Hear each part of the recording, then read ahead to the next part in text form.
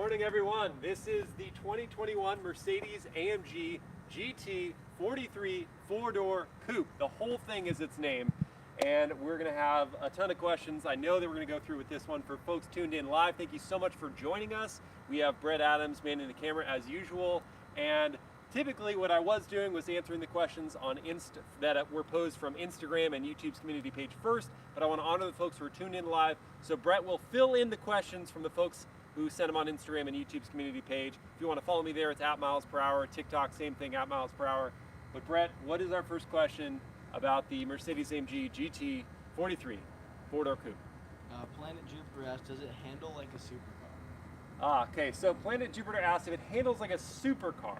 And I wouldn't say it handles like a supercar. However, this really does. It's based on the E-Class platform, and they tuned it for sportiness. It really does handle quite well for a sedan coupe thing.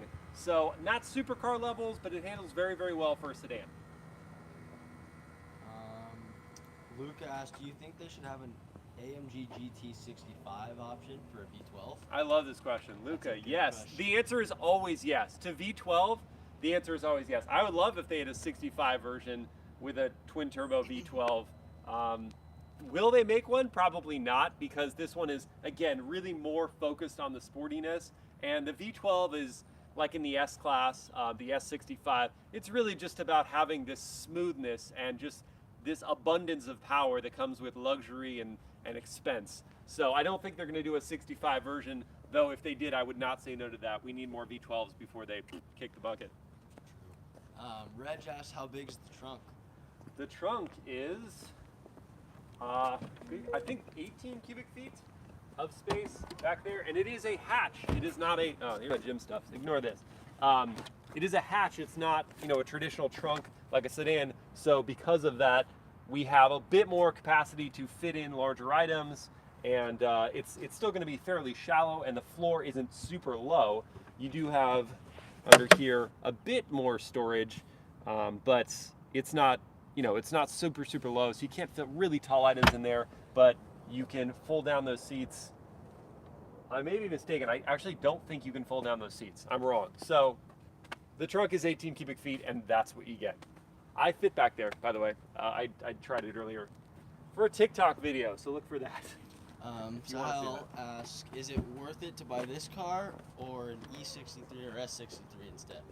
Okay, so point of clarification, this is the 43, so really those cars would be more kind of in line with the GT63 version that makes 630 horsepower. That car costs $170,000. The 43 uses a 3-liter inline 6-cylinder turbo with a 48-volt mild hybrid system to make 362 horsepower. So significantly less than the E63, and what was the other one he was asking about? S63. E63 and S63, those cars are making 600 horsepower, 603 for those vehicles. So this isn't really a competitor to that. However, it does cost more than, not than those vehicles, but it costs more than the equivalent E-Class, which would be the E-Class of the E43 AMG is, I think, 80 grand. So this one starts at $90,000. So would I choose those over this? Yes, because twin turbo V8. I can add on to that question. So he was talking about the 63. What about like a C43 AMG? A C43. So C being a smaller sedan. A C43 or like a C63? 43.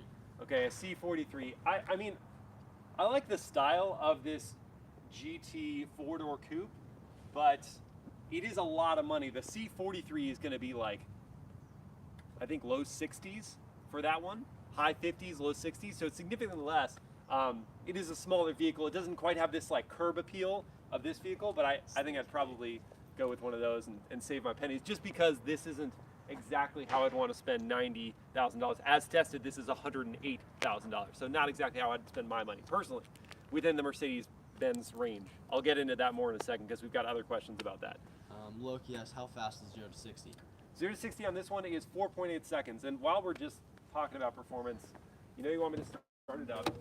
And this one does have the AMG Dynamic exhaust, so it has a bit more exhaust rumble. And I'm going to do the emotion start, where I hold a paddle and I press the start button and it gives you a little burble.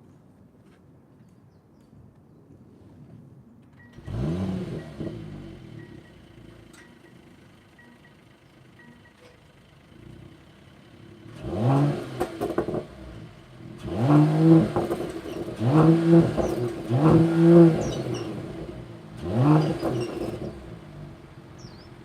man. Not bad for stock, but it's not enough. I know. Well, it's the soft limiter. Yeah. It's the particulate filter thing. So it only revs to 3,500 RPM. It's like, I want to hear more. But that's the noise from the inline six-cylinder. I can pop the hood. You can take a look at that while Brett asks me other questions. And then after this, some people want to see the interior. Okay, we'll show off the interior for sure. It's over on this side.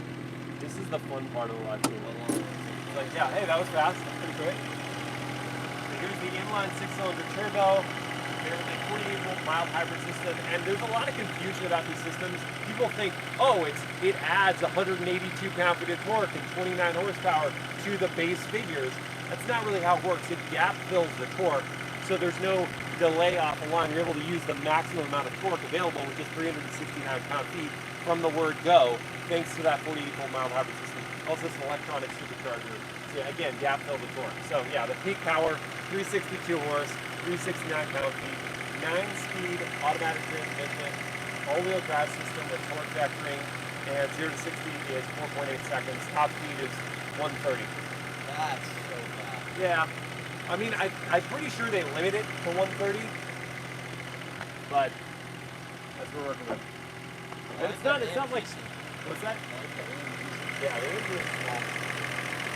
This isn't like if AMG still had their AMG Sport line, this would fall under the AMG Sport line. It's not the full-on, hand-built V8 twin turbo like you get in the 63, but then you're spending 170 grand for that one. This is 90 to start.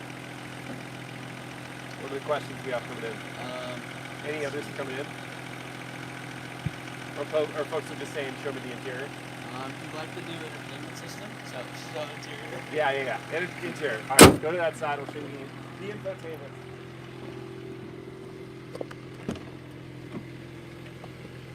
So just while we're looking at it, this is the AMG exclusive interior. We've got duotone brown, they call it Auburn, and black Nappa leather, and suede inserts, but they can't just call it suede. They have to call it Dynamica. So that's their name for it. Porsche has race decks, AMG has Dynamica. That's this interior. And so just like the AMG GT sports car, they left this dashboard like the E-Class, but then you come down here and the center console has all of these individual controls. Oh, it gave up. Yeah, it does that when, here, double click the middle one, this thing. See if that fixes it. Or is it still upside down? It's kind of upside down. I'll do that. Nope. Okay. All right, so I guess we can only turn it so much. This center console thing right here has a bunch of individual controls for the performance stuff. You can put the transmission in manual here. You can go through your drive modes there. You've got your suspension settings, 3 different settings: Comfort, Sport, Sport Plus. Your traction control settings, all on, a Sport where it allows a little bit of slip, and then completely off. Your volume, start-stop system. You can raise or lower the spoiler from back here, and then your exhaust. You can make it louder or quieter there. But you asked about the infotainment specifically. So this is the MBUX infotainment system, and it's 2 12.3-inch screens squished together. Mercedes-Benz calls this the surfboard. I don't know why, but I like the name. And it's so good. The only defect, literally only defect to this system as I have found, because it's fast, the graphics are so amazing, you can customize absolutely everything. The only defect is that you don't get wireless Apple CarPlay and Android Auto. You do get Apple CarPlay and Android Auto, but you got to plug it in into this center piece right in here. So you plug it in there. But that's honestly the only complaint I have with this system. It's so cool. You can change up the skin of this. So I have it right now in like a super sports style, but you can change it to be more like classic gauges, but they're not really classic gauges because you can change the information in each of the gauges. I can have this be a tachometer, or I could have it be a G meter, or I could have it be fuel consumption, or you get the idea, navigation. So you can just like completely customize each of the gauges, which is so cool. I could have a map take over this whole screen. Sorry, it's still swiping over. The only other thing I would complain about is that these touch controls sometimes are a bit laggy, especially if you got clammy hands like yours truly. But now I got nav taking over the whole screen. It's just really cool and customizable. But in addition to all these things, you've got extra adjustments you can make. So I could do all the drive modes here with this scroll wheel. I can change up these settings to basically mimic any of the things that I have going on here. I can put as controls up here. So it's pretty sweet, super customizable, and very just impressive for anyone coming into this cabin. Does it have wireless charging? It does have wireless charging. So yes, in here, and that is a standard feature. You don't have to pay extra for that one. Wireless charging is on this pad right there. And then do you want to show the spoiler? Yeah, so, oh yeah, that's a good call. Is it down right now? It's down right now. Go for it.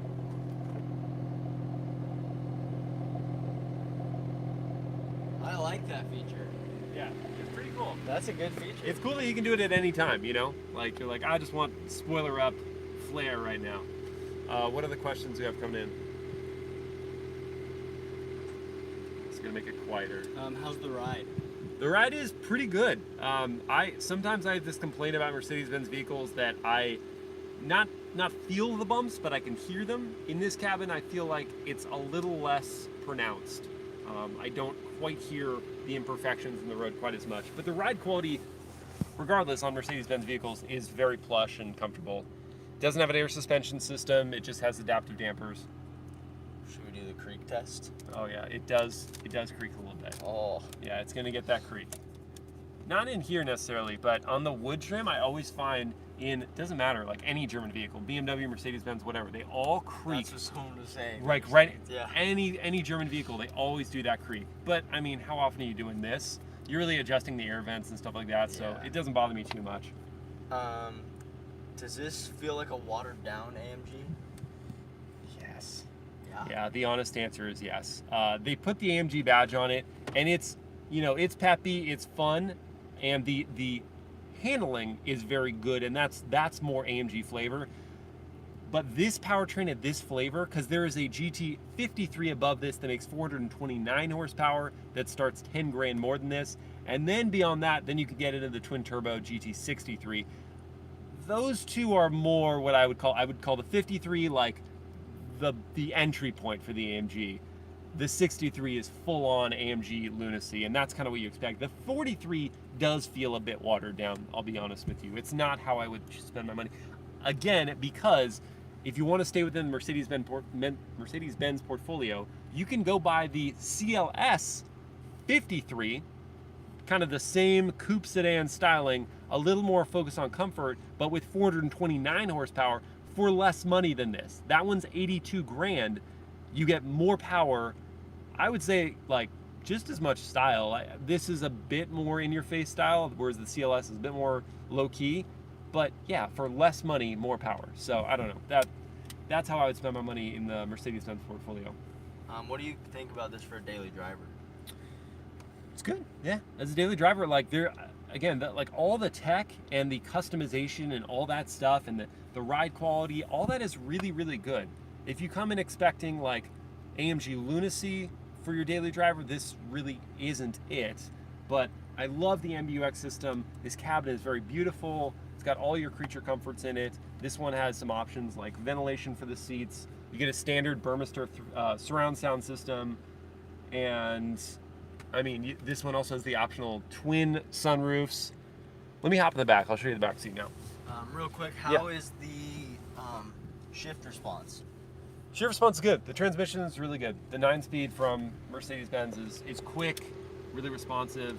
I would say I might prefer the ZF 8-speed to the Mercedes-Benz multi-clutch 9-speed, but it's so close, it's not something I would single out as like, oh, this is not good. It's very close.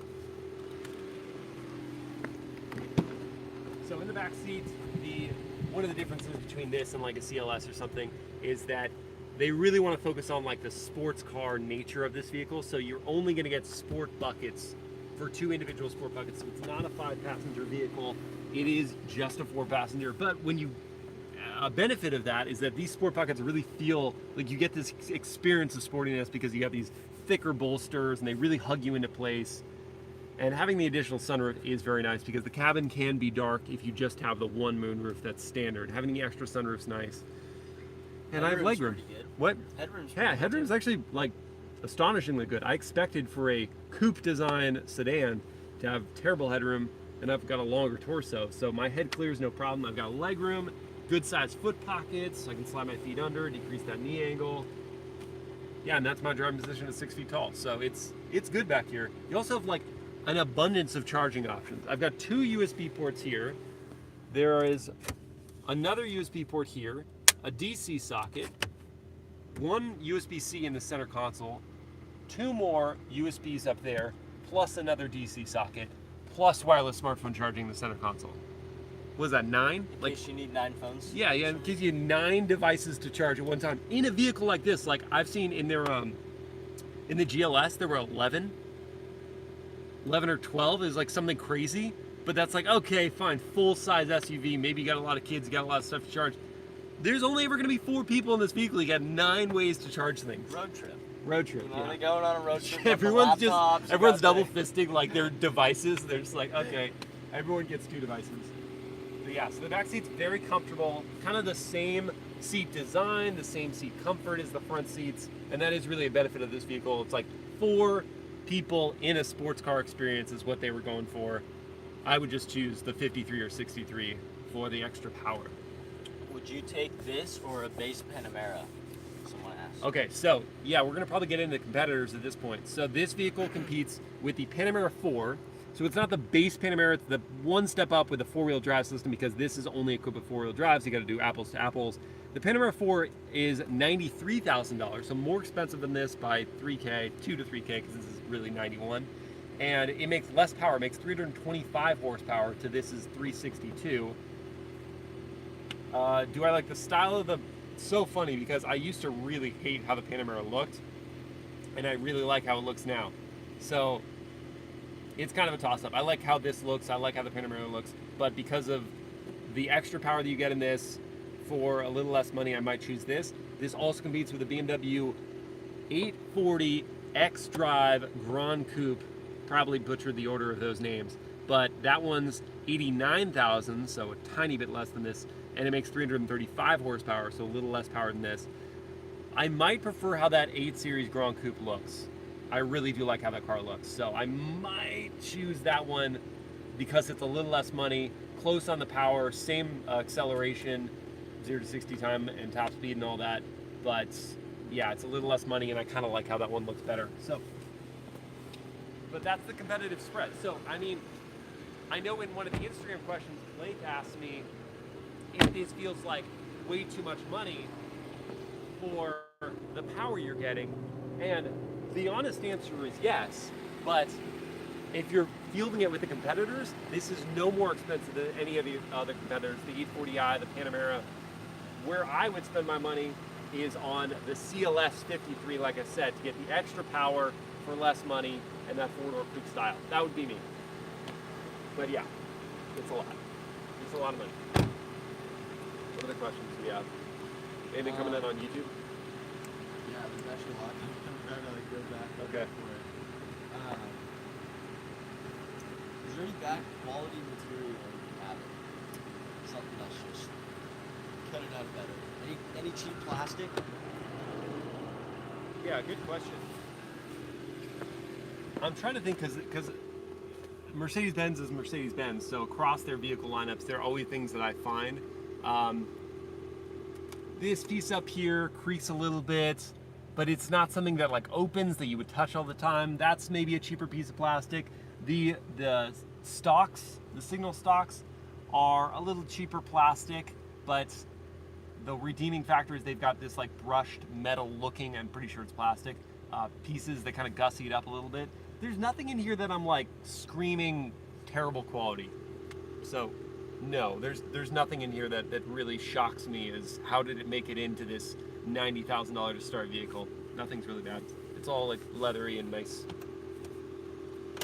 Do the doors feel heavy? They feel appropriately solid. Not like whoa, this thing weighs a ton, but this feels solid. This is a really solid door. I would not call it a lightweight door. This is not like a, I don't know, a Hyundai Sonata's door. This is a solid German door. It's very safe. I also like the turbine style air vents. These are just cool. They completely turn around.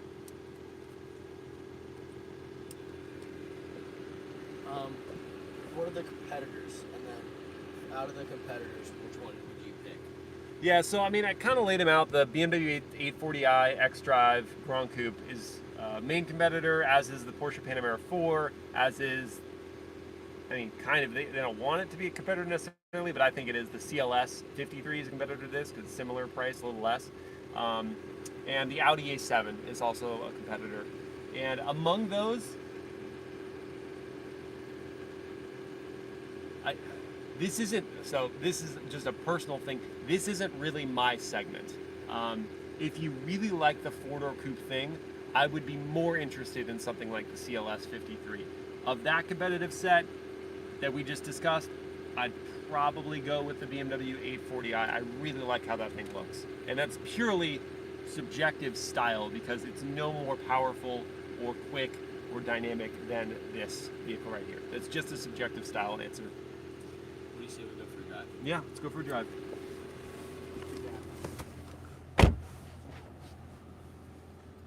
Miles is out of the car. I officially run this channel right now for 5 seconds, and I no longer run the channel. What? I was running the channel while you were back there. Oh, good. Yeah. Good. I think I did well. Good. I'm tired of carrying this thing, dude. Can you just help me out here? Any other anything questions that you for me? don't like?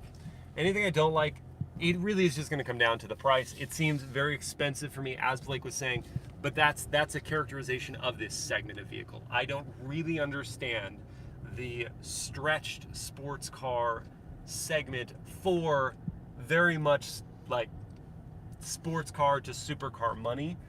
$90,000, which is the entry point across the range, is across the competitive range, is a lot of money to me. That's the only thing I really don't like about this vehicle. Apart from the fact that I would want more power for that money, but that, again, none of the competitors offer more power for this amount of money. I would probably save my pennies if I really wanted the stretched sports car experience. I would save up to spend on, you know, the Porsche Panamera Turbo, or this vehicle, the Mercedes-AMG GT 63, or the BMW M8 Grand Coupe competition. I reviewed that one recently as well. So if you really wanted to spend that money on this kind of style and performance, that's how I would go with it. What is the practicality of this car? So we showed the trunk, or hatch rather, and it's 18 cubic feet of space back there, and it's totally decent. You're not going to get the ability to fold down the seats, and there's, you know, it's not an EV, so there's no front truck or anything like that. But that back hatch, any of your grocery runs or you know, any of your errands, you're going to be able to take care of in that back trunk area.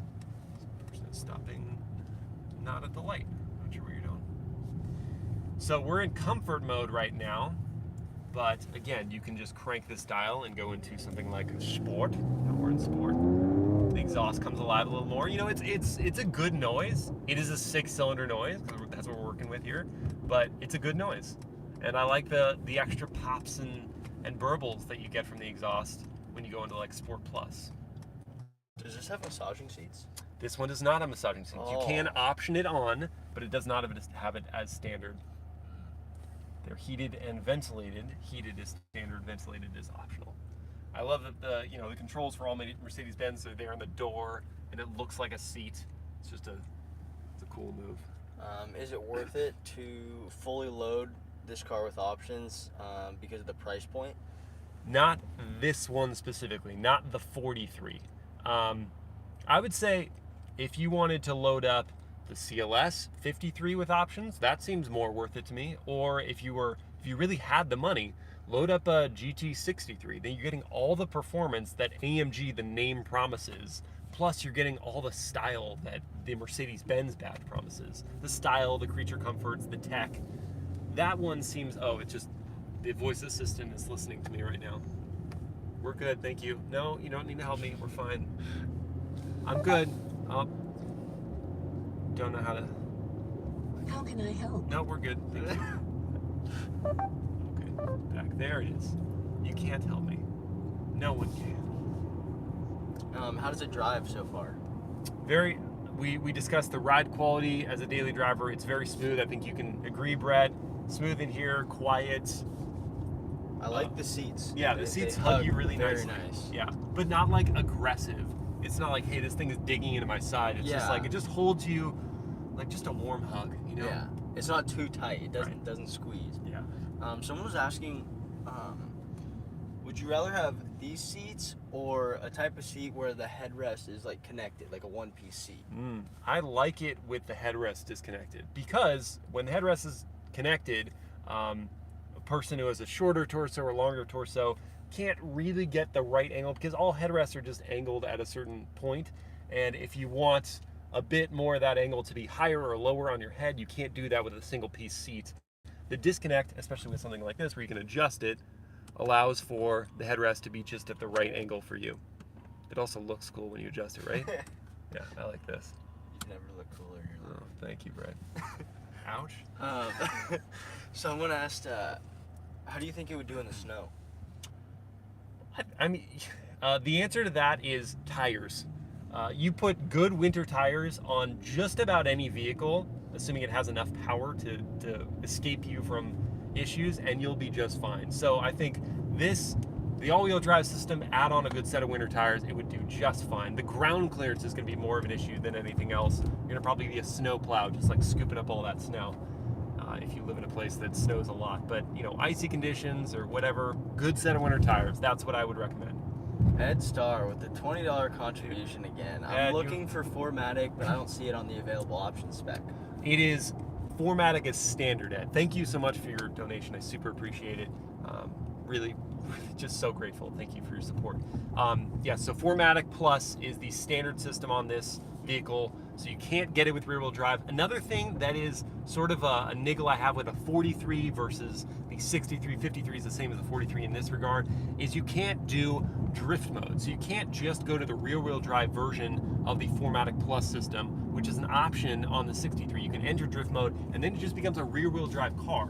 This one you can't do that, so it's permanently four-wheel drive, but that also means permanent stability and confidence that you get with a four-wheel drive system. All right, so we're in Sport. We're gonna go to Sport Plus here, changing up the dial. And when that does that, I can also make the suspension still comfortable. I just pressed the wrong button here, but I went off that. Okay, now I'll make the suspension comfortable, so I'm getting Sport Plus performance, but comfortable suspension. And I could also go into manual mode. So I've got manual shifts of the 9-speed automatic. And it sounds pretty good, right? It's not bad. At full throttle, it sounds really nice.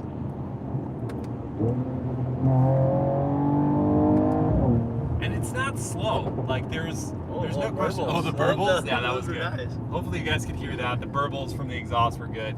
But you know, it's not slow. It's just not throw you back in your seat fast for, as tested, $108,000. But it's a good transmission. Someone said nice popcorn. Yes, it is. I've never actually heard that descriptor, funny. but that's good. I like that. It's a good sounding car, I will say that. I love those. Yeah, the burbles, the note that they created here is very good. Good transmission, good noise. It feels really nice. Right? It's a very smooth transmission. Yeah, very smooth. They really develop these vehicles for the Autobahn, so they're meant to go fast very easily. Like you're not supposed to notice how quickly you're going. And the transmission is quick, but it's not jarring, as to your point, Brett. It's not jarring at all. A lot of questions coming in. Are these screens distracting at all? Good question. No, I've not found it to be distracting. You could get distracted if you were just like, you know, haphazardly just going through things while you're driving. But sorry, I just want to hear more of that real quick. Everyone's loving it. Yeah, it's okay. So I got to do this one more time. Just another downshift. Yeah, it sounds too good not to do that. Yeah. All right. Proper. We'll cool it down for a sec as I answer this question. No, I do not find the screens to be distracting. You could be distracted by it, but the different ways that you can control the system allow for a lack of distraction. I could use the voice assistant to command it to cool the temperature in the cabin, or to change the ambient lighting color, or to take me to a destination. That's not distracting at all. You could use these haptic feedback controllers, so I can control that navigation just with these. They respond just like a smartphone with the swipe and the click. So that's cool. I could use the trackpad down here, which will manipulate it, again, just like kind of a smart device. You can pinch and zoom with this thing. So there's so many ways you can control it without having to touch the screen or really engage too much with it that would otherwise be distracting. Are there fake sounds that come from the speakers? They do pipe in some of the noise, yeah, but I don't believe it's fake audio.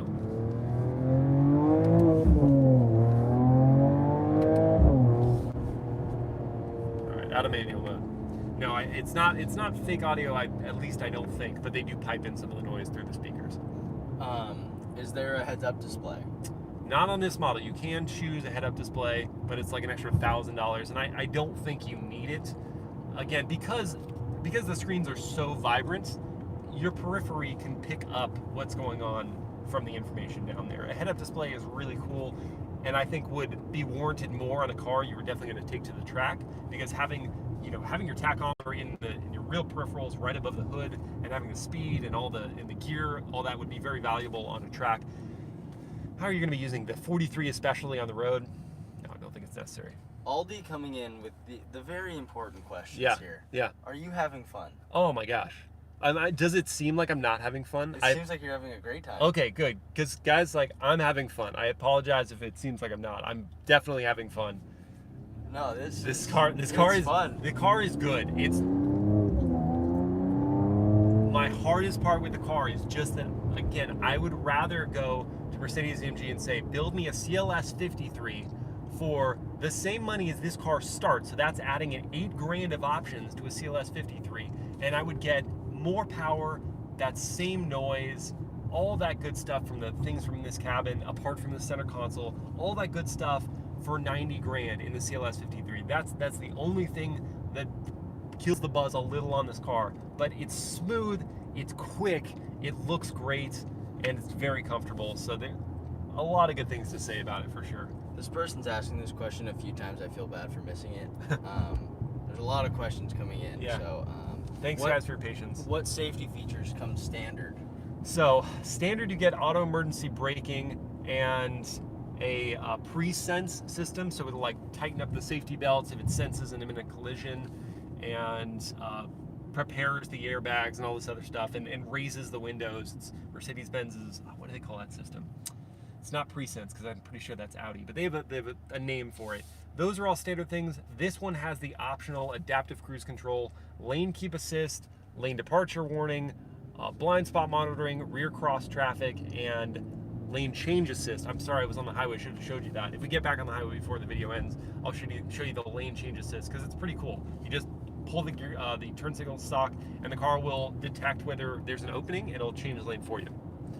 So those are options. The standard stuff is just the auto braking and the pre-sense, whatever the Mercedes calls that system. While we're not at a stop, you want to test the horn? Oh, okay. Yeah, sure, why not? Solid. It's a Yeah, solid horn. That's a solid horn. No complaints of the horn sound. Not a dinky horn. That would scare me, that horn. Would you prefer to have this AMG GT 43 or the A45 AMG? This AMG, oh, they were just filling in the name. Would I prefer to have this AMG GT 43 or the A45? This for sure. If money is no object here, the A45 is significantly less money. I think it's like 40 grand for that one, 45. This is double the price. So I would prefer this. I like the footprint. I like having the extra space in the back. I like the design of this dashboard, the exterior design, more than the A-Class. And yeah, I don't know. I would probably choose this over that vehicle. Whoa, what's the track pace? Track pace, so it does have a lap timer. only use it on a racetrack, and it will it has to input the racetrack to know where certain markers are on the track, so you can kind of how fast you were through this section of track. It's pretty cool, but what's it? It's not telemetry. Oh, I'm in the wrong part. So if you go to AMG Performance, you can go in here, and then it'll give you some active data about your vehicle, how much acceleration or braking percentage of maximum you're using. So right now you can see braking went down, you can see the power, that's where the power is being distributed. And then when I turn around, you can see acceleration. You've got the G meter going on over here. See how the turning radius. Pretty tidy. Wow, that's actually really a great good turning radius. That is a really good turning radius. And I don't think this vehicle has rear wheel steering, so that's extra good. Yeah, I didn't expect that. Yeah. Another complaint, because you don't have the GT63 with their version of the I think it's just an ECU setting, but you don't get the launch control system like you do in the 63. I think a couple people that missed the price want to hear what that is again. So this car starts at $90,900, effectively $91,000, and as tested, it's $108 grand. So it's not cheap at all. But this is a nice corner, so I'll just take this corner with a little bit of speed, see how it feels. Oh, the burbles. Just so stable through the corners, really. Ian Smith wants to go to jail, I think. What is he saying? Could you club a 200-pound male over the head with this car's tire iron and then stuff him in the trunk? Yep, Ian Smith, you're going to prison. You're going to prison for sure, dude. I'm not even. How do you even answer that? So I'm 175 and I fit in the trunk. That's as far down that rabbit hole that we're gonna go. Yeah. All right, there you go. It's the strangest question I've had on one of these videos. Congratulations, Ian. Yep, he wins. Yeah, he wins that part. So you got some other information showing up here. You can do this, hit the engine, and we'll see how much power and torque you're using. This is a cool display, so let's go to Sport Plus real quick. Oh, well, it's gonna stay on the screen for half a second, and then it'll go. There we go. I'm using all of the power now. That exhaust sounds really good. With the popcorn in the back? With the popcorn, yes.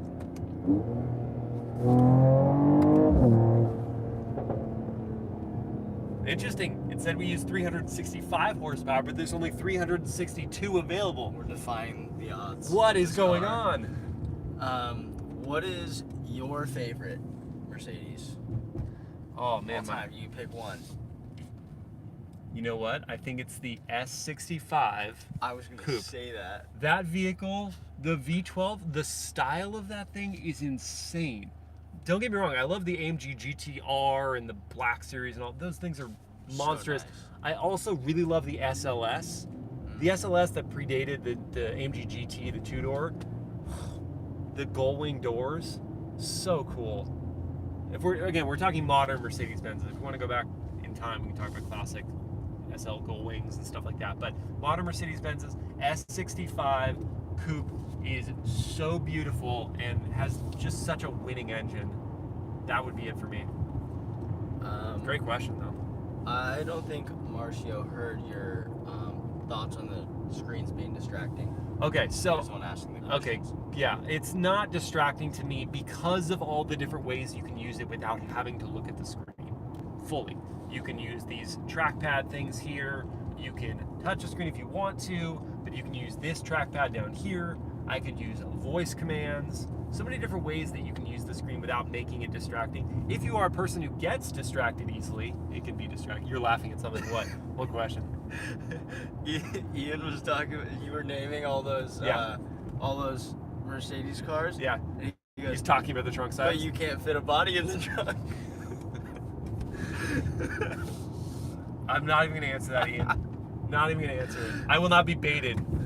Will not be baited. We are going to get back on the highway so I can do the adaptive safety systems. It's like self-imprisonment. Yeah. How's the comfort level? Very high. Freeway? freeway comfort level? Freeway comfort is high. That was interesting. The biker just like cut off a driver just for no reason. Yeah, it just cruises. Like these vehicles were built for the German Autobahn, so they cruise so comfortably at speed. The cabin is so well insulated. There's not a lot of wind noise. There's like no wind noise at all. I didn't even think Super about solid, it. yeah. Yeah, it's super solid in here. Okay, so I'm gonna engage the active driver aids. So I press the adaptive cruise control button here. I will set the speed at 66. And now I can just let the vehicle take over. This would be interesting. These are actually parts where there aren't lane markings. So then it stops doing its thing for a second. Okay, so let me speed up here, and then I'll let it do a auto lane change. Whenever you're ready. End of the road. Okay. It's probably gonna. Oh. It stayed interesting. It stayed within the lane though. It didn't do the auto lane change. It might have been the car that's in that part of the lane is close enough. So I'm gonna slow down, let them go by. So it may have just been like, hey, there's a person there, I don't think I can do this. Now let's try the auto lane change. Lane change to the left, it tells me it's doing it. There we go. Change lanes to the left, and when we're here, and it goes back to lane keeping things. And you can, again, keep your hands at the ready, but you can keep your hands off the wheel for a long time. Only now is it getting upset. Okay, so let's start now. 5, 6, 7, 8, 9, 10, 11, 12, 13, 14, 15, 16, 17, Wow. 18, 19, 20, 21, 22. It's gonna start getting upset. Okay, but you know, that's About 20 seconds. 20 seconds, that's pretty solid. That's quite some time. And then someone was asking, how does this suspension feel just driving around town, turns and whatnot? Yeah, it's very supple. Again, you can adjust the adaptive dampers to be softer or more firm. I just leave it in comfort pretty much all the time because none of the stuff I'm doing requires, around town especially, requires Sport Plus suspension, the firmest suspension setting. So you just leave it in comfort, and it's really very agreeable. Ian, we will not be reenacting a crash test at full speed into a brick wall. Oh. I don't think that'd be too useful. No. Pass. Hard pass on that one. Pass. Next question. Next question. That's so funny. I like this guy. Do you like Mercedes' current exterior designs? Or a better question would be the GT model, because that's what we're in. Yeah, so I like the exterior design of this vehicle. I, again, still think I prefer the CLS. It's not quite as brash. It's the same. No. It's different. I was going to compare it to like a GLE 63 with their Panamericana grille. The Panamericana grille is cool. I prefer the CLS, the smoothness of its body panels. This is a little more pumped up, and that's not bad. I think I prefer the CLS within AMG's or Mercedes-Benz's range. I like how their vehicles look. Some people have compared them to a melted stick of butter, which I disagree. I don't think they look quite that amorphous, but they're not as perhaps like angular as like an Audi or jagged as a BMW. They're a bit more rounded and bulbous, but that's not a bad thing. It's just different. Didn't make the light. We can do a 0 to 60 though at this light. Let's do that. Yeah, there is no launch control. And someone just asked for a pull. Well, perfect there you go. Timing. I did the highway pulls, but we'll give you. So I'll go to Sport Plus mode, and all you can do here, because we don't have launch control, is to brake boost it. So we'll hold the brake for a sec. They're good 6-piston front Brembo or front. Are they Brembos? No, just 6-piston front brakes. So they'll hold the engine for 2,000 RPM or so. Comfort seats or sport seats? These are the only seats you can No, get. no. What do you like? Oh. Like, what do you prefer? Honestly, it really depends on the car. If it's a car I plan on taking through canyon roads all the time, I'm gonna give me some sport seats. I want the support. But if it's a car that I'm mostly, 99% of the time gonna daily drive, I want comfort seats. I don't want to be punished on a daily basis. What are these considered? These are sport seats, but they're I could use this every day. These are totally fine. Okay, brake boost. Give it a little, and go. Oh, I like that. The kicks of those shifts. That was almost Lamborghini-esque in the kicks of those shifts. That was interesting. It really bucked you. Wow. But yeah, no. It moved. That was moved. surprising. Yeah, 4.8 seconds. Yeah. It's not a long time. What's the top speed? Top speed's 130. Boring. Brett is not impressed. Not enough. We need more power. We need more power. All right. We just hit the 45-minute mark. All right, guys. I think we're probably going to wrap it up. Thank you so much for tuning in for the AMG GT 40 4-door coupe. And I will see you guys next time. Look for the POV drives and walk around for this vehicle coming up next week, along with a review on Monday, Porsche Cayenne GTS.